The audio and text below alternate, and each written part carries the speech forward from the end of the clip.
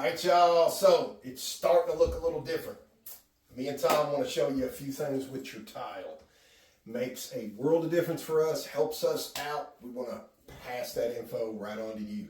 And yes, the homeowner just gave us some Mardi Gras beans for Mardi Gras, kid you not. So they're either getting ready to go or something like that. But anyway, this is years past, so that was pretty cool.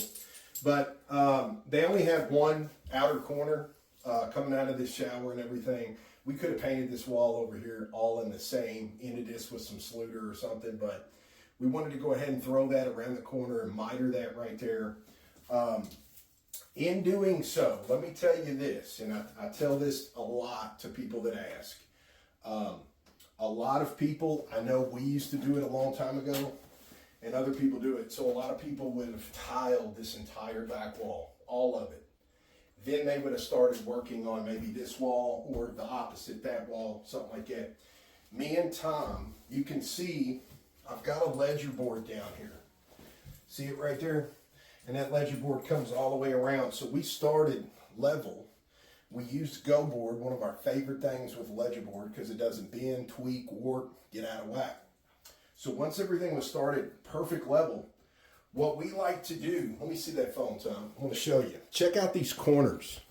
Here. So there's our miters.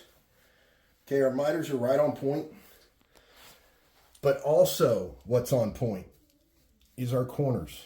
I'm talking deathly straight. And you can see that. Anybody that knows, they know the white ones are the 8s and the 16ths are the green. But look at both of those corners.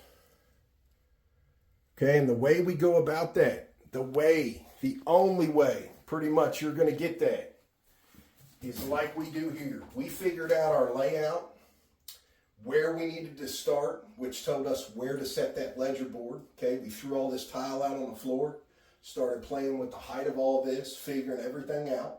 So that told us where to start that ledger board, and the first 2 tiles me and Tom laid was this here and this here. So I laid that back wall. That way I can take this next one right up to it, stick that 8th in there, and that's going to dictate that whole line.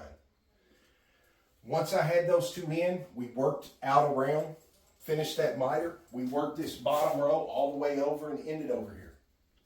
Then we started back over. Once we started back over, we like to start, once we figure out in a brick pattern, there's 2 different rows. Once we have these 2, this was our next one, row 2, then this one. Because it allows you to set this one in, check it, make sure it's plumb, and then it allows you to cushion it set right to that. Then all our miters flop around the corner. If we were to tile this back wall as plumb as we can get it, everything picture perfect, I'm telling you, if we were to tile this after putting those tiles up to here, you would see that this tile back here on the back wall would need to be tweaked a hair, ever so slightly, whatever, to make these pinstripe lines what they are. And it's too late. It's too late if you already got the back wall tile. It's already hard. That is why we pop these 2 and then work this way. Pop these 2, same.